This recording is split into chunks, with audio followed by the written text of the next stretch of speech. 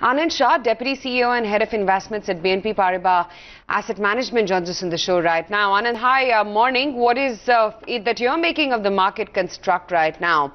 As an investor, how do you best brace yourself for the volatility up ahead in the next 6 months?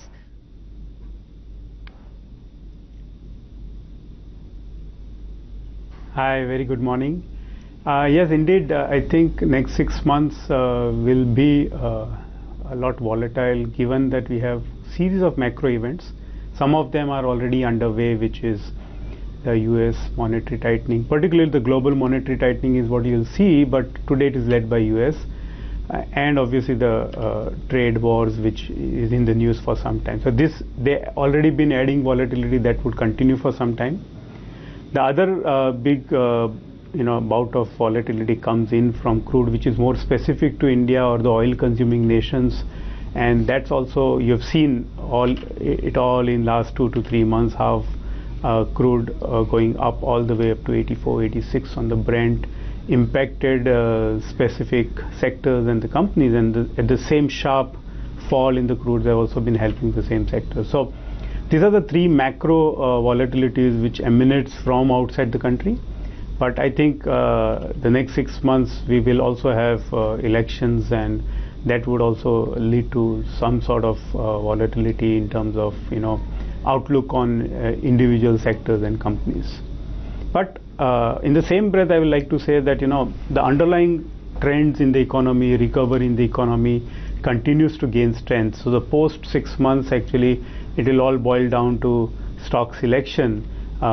Because we will, after 3 to 4 years of practically very little aggregate earnings growth rate, we are seeing some sort of pickup in the aggregate earnings growth rate, and a lot more momentum in the specific sectors, companies where they've been sort of turning around, and we are seeing quite a few good bottom-up ideas to pick, and that unfortunately will be, because of all the noise, will not be really heeded, but post 6 months they will come to the fore, is what my take is. Anand, what is the biggest risk, according to you, that you would protect the portfolio from into 2019? I think you might indicate that it would be the general elections, but I'll let you have your pick.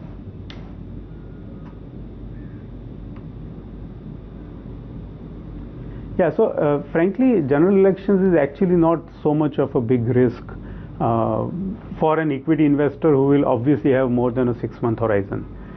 So the elections typically will have impact on the markets closer to the elections before and after, but subsequent the earnings pick up. So I think the biggest risk to the markets, especially for the long-term investors, remains that what's happening to the earnings, because in the end it is only the earnings which matters for individual stocks and sectors. And there, as you've seen very rightly, that significant higher crude prices does have a sustainable impact on the earnings, and obviously the currency volatility also has, which is linked to the crude price, also has some impact on specific companies and sectors. So I think at our fund house, we continuously track at the risks which are emanating from the earnings. And frankly, today, as I was speaking back also, that the underlying economic recovery is gaining strength. So if you ask me personally, there's not so much of a risk from a earnings downgrade or a lack of earnings growth rate. If at all, we are today looking at a certain sectors and companies where last few years have not been great, but we can actually see a significant earnings growth rate. So we are more rather in the mode of saying, do we not ignore few sectors which have not done very well for last 4 years, but because of the turnaround, because of GST, because of certain structural changes that has happened in the economy, we might see a turnaround in certain sectors. So there's very little in terms of, for the long-term investors, in terms of risks on earnings at this point of time. If at all there's an upside risk to the earnings, as I see. Okay. And in terms of a stock and sector selection, where is it that you're finding preference right now?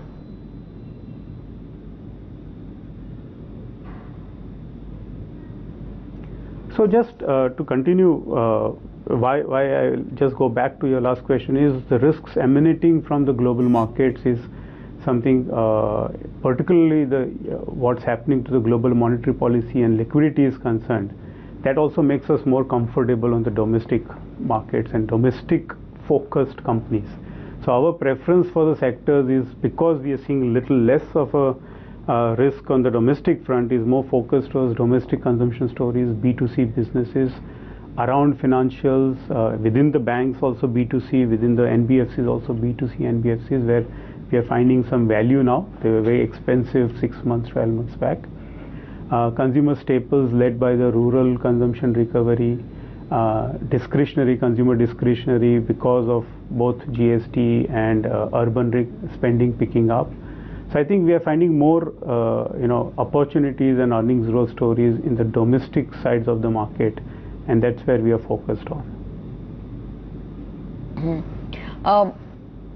How are you looking at the rural-oriented themes? How are you playing the theme of rural demand in terms of making the most of that story unfolding?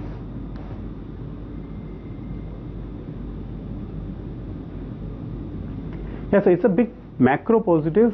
It's a difficult one to actually identify stocks, because most of the companies which are exposed to the rural India will also be exposed to the urban India. But nevertheless, rural today has two tailwinds. One obviously is the farm income after significant periods of a low MSP growth rate. Into the election year, we have a higher MSP growth rate, which is a big plus. The farm flows into the rural household will be strong, especially for the next 6 months also. The second one is also the infra spend. So the big driver of cash flow into rural India also comes from infra spending at the local level, and that also, because of the elections, has picked up significantly. So both farm and infra cash flows are strong this year, and at least for the next 6 months. The year later will be also a function of how the monsoons play out, but that remains strong.